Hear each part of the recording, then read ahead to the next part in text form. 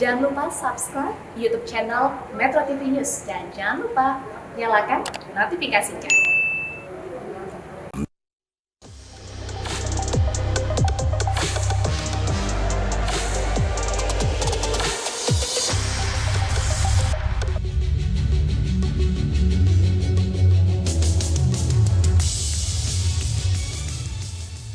Selamat malam pemirsa, isu aturan arus data saat ini tengah menjadi pembahasan utama dalam pertemuan Digital Economy Working Group G20.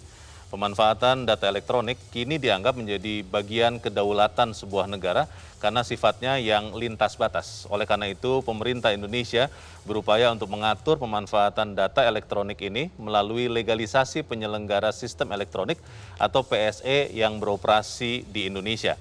Namun di Indonesia, aturan PSE ini justru membuat beberapa platform digital terancam terblokir karena di antara platform digital ini ada yang belum terdaftar di Kementerian Komunikasi dan Informatika. Selain itu, aturan PSE ini juga memicu penolakan sejumlah pihak yang khawatir bahwa aturan ini bisa mengancam kebebasan berpendapat karena adanya campur tangan pemerintah dalam memoderasi konten. Lalu apakah upaya pemerintah untuk menata PSE ini akan mampu menciptakan kedaulatan digital? Topik inilah yang akan kita bahas malam ini bersama saya Lona Samosir. Inilah Economic Challenges membangun kedaulatan digital. Mengalami pertumbuhan 2 digit di tahun 2021. Tapi yang saya tidak ingin adalah Indonesia hanya menjadi pasar saja. Indonesia juga harus menjadi pemain. Oleh sebab itu, ekosistem yang kondusif harus kita bangun bersama-sama.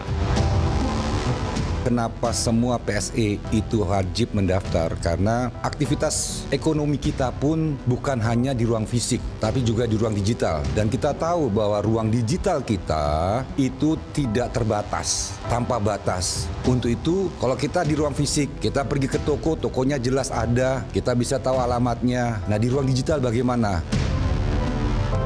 PSE lingkup private, terutama perusahaan-perusahaan multinasional ini sudah terlalu lama mereka berusaha di Indonesia, mereka cari uang di Indonesia, tapi tidak pernah mau ngikutin aturan Indonesia. Ada beberapa poin yang menurut saya juga harus diwaspadai. Itu ada nomenklatur bisa diputus aksesnya apabila meresahkan masyarakat dan mengganggu ketertiban umum. Definisi meresahkan masyarakat dan mengganggu ketertiban umum ini yang menurut saya agak ambigu.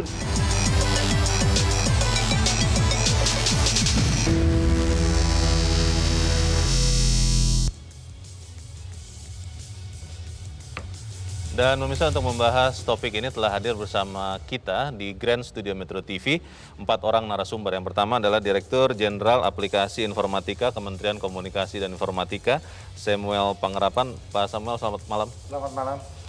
Juga telah hadir bersama kita anggota Komisi 1 DPR RI, Dev Laksono. Mas Dev, selamat malam. Selamat malam Bang, sehat? Sehat-sehat semua. Alhamdulillah, puji Tuhan. Dan kemudian juga telah hadir bersama kita Ketua Umum Masyarakat Telekomunikasi atau Mastel, Sarwoto Atmo Sutarno. Pak Sarwoto, selamat malam. Selamat malam.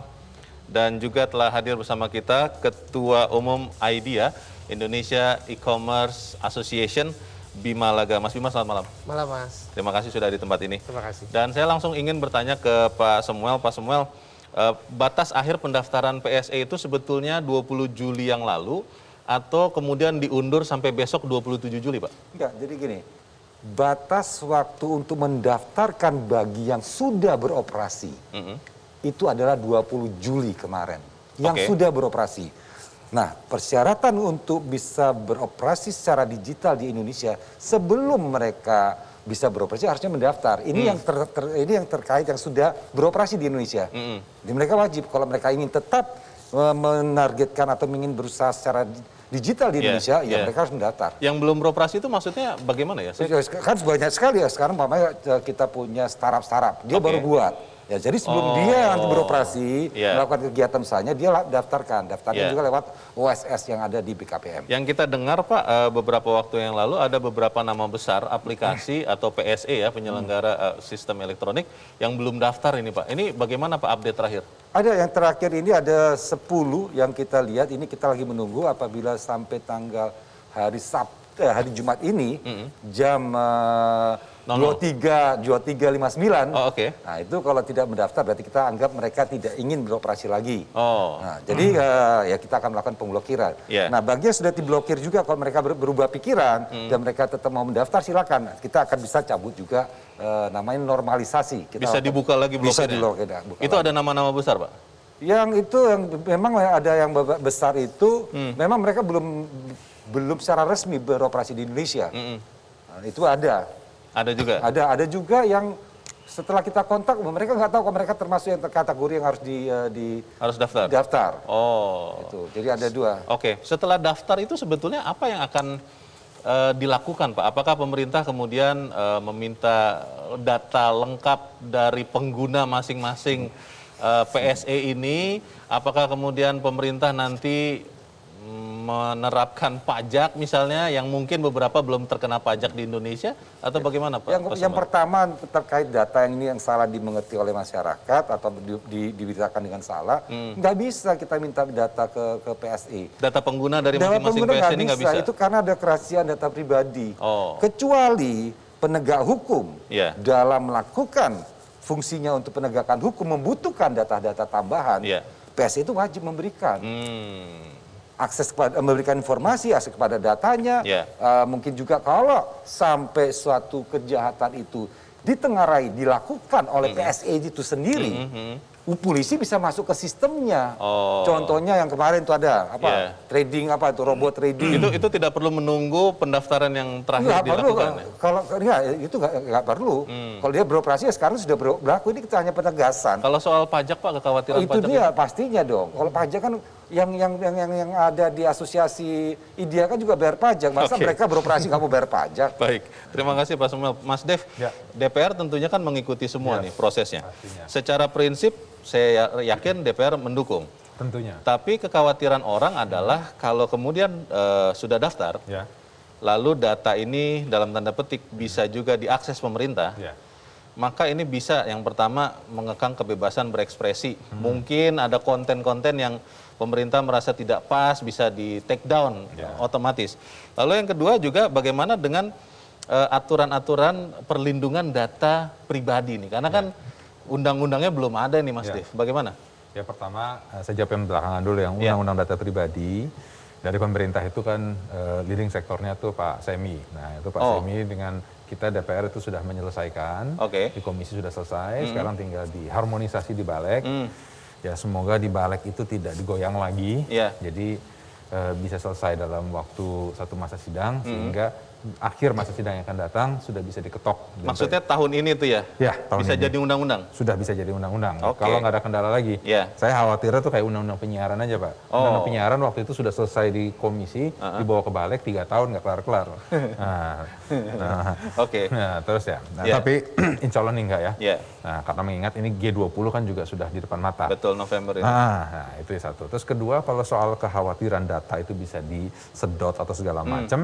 Bocor itu bukan karena PSE. Data itu bocor selama ini tanpa ada PSE juga sudah bocor. Dan dari instansi-instansi resmi lagi, dari BPJS, dari Kemkes, bahkan juga kalau nggak salah, correct me if I'm wrong, itu dari ada satu lembaga keamanan negara juga bocoran datanya. Ya, saya nggak ingat persis apa yang mana. Nah, itu satu. Terus juga kalau kekhawatiran untuk pembatasan ekspresi, itu tidak di PSE ini. Nah, itu kalaupun bisa itu hanya ada di Undang-Undang ITE. Nah, Undang-Undang ITE lah kalau misalnya kita menghina-hina, memaki-maki, itu bisa ada di situ. Ataupun di KUHP. Nah, itu ada. Kita memaki-maki presiden, menghina, mengancam, nah itu bisa disanksi ya? Bisa disanksi. Jadi nggak usah dikhawatirkan ke sana. Jadi jangan khawatir kemana-mana ini ya? Jangan khawatir kemana-mana, jangan diwacanakan ataupun dinarasikan yang lain-lain. Karena tujuannya ini adalah untuk mendata, untuk kepentingan masyarakat juga. DPR menjamin bahwa setelah ada pendaftaran PSE ini tidak akan ada kebocoran karena pendaftaran ini? Ya, kalau kebocoran tidak karena ini. Ini kan hanya untuk memonitor, memastikan siapa-siapa saja yang melakukan kegiatan elektronik yang berdasarkan aplikasi. Baik. Terima kasih Mas Dev. Mas Bima, kalau melihat apa yang terjadi sekarang, IDEA melihatnya posisinya bagaimana? Apakah itu menguntungkan untuk IDEA atau merugikan atau bagaimana? Ya, yang pertama kita mengapresiasi untuk pendaftaran ini. Ya. Jadi saya analogikan di asosiasi pun member kita harus daftar. Oh. Pada saat member kita daftar itu harus berbadan hukum di Indonesia. Harus berbadan hukum di Indonesia. Betul. Yang pendaftaran PSE ini belum kan? Ya, ini saya analogikan di member IDEA gitu. Di organisasi IDEA saja harus begitu. Okay. Jadi dan pemerintah sekarang ini mendaftarkan adalah untuk mengetahui siapa. Jadi kalau misalnya nanti anggota kita terjadi apa-apa, kita sebagai asosiasi melihat, oh ini benar sudah terdaftar, badan hukumnya jelas dan berbadan hukum di Indonesia. Yeah. Nah, balik lagi pertanyaannya, yang pemerintah lakukan adalah menurut kita mengapresiasi, bahkan IDEA pernah menjadi salah satu tempat link untuk merefer pendaftaran anggota-anggota kita. Jadi kita pernah di 2016-2017 waktu PSE pertama kali kita membuat link, jadi bisa juga nih anggota IDEA daftar di website IDEA. Nah, di situ sebenarnya teman-teman member itu pertanyaannya setelah mendaftar apa next-nya gitu. Apa keuntungan untuk betul, member? Betul gitu. Nah, itu mungkin yang memang kita harus bersama-sama mengkomunikasikan. Begitu mereka sudah terdaftar, apa kewajiban mereka dan juga apa yang mereka dapatkan secara benefit. Gitu. Kalau di anggota IDEA kan begitu mereka mendaftar di website mereka bisa menempel logo IDEA. Sehingga begitu kan konsumen berbelanja, oh ini anggota yang sudah terverifikasi oleh IDEA secara badan hukumnya. Ada legitimasi. Betul, begitu ya. Bisa menimbulkan trust consumer dalam berbelanja. Kalau di e-commerce ada review yang memperkuat legitimasi dari penjual begitu ya. Betul, jadi kurang lebih gitu. Oke, kalau Pak Sarwoto melihat yang terakhir ini Pak, pendaftaran PSE ini akan benar-benar bisa menertibkan PSE yang beroperasi di Indonesia, yang banyak kantornya tidak ada malah di Indonesia, atau memang ini hanya tahap awal saja Pak? Bagaimana Pak? Dari Mastel kita melihat bahwa dengan pendaftaran PSE ini akan memberikan suatu kejelasan hubungan antara total industri ICT ini ya dalam konteks penyelenggara perangkat maupun penyelenggara jaringan dan jasa dan juga over the top ini ya, sehingga dengan demikian saat ini kan kita untuk bersinergi itu masih belum ada kejelasan, tetapi kalau nanti akan ada pendaftaran resmi dan datanya ada, maka deal-deal bisnis maupun legal antara penyelenggara jaringan dan penyelenggara jasa yang saat ini merasa bahwa hanya bandwidth-nya dipakai, kemudian kontennya dipakai oleh mereka, value added-nya ini menjadi mudah untuk kita lakukan rekonstruksi dalam rangka konvergensi. Baik, terima kasih Pak Sarwoto. Pertanyaannya adalah tadi seperti yang dikatakan Mas Bima, kalau sudah daftar, kemudian apa yang kemudian diberikan kepada para PSE? Lalu kalau kemudian ada nama-nama besar yang ternyata sampai batas terakhir tidak juga daftar, artinya Anda pemirsa bisa jadi terblokir menggunakannya. Bagaimana itu? Kita tetap akan segera kembali selepas jeda berikut ini.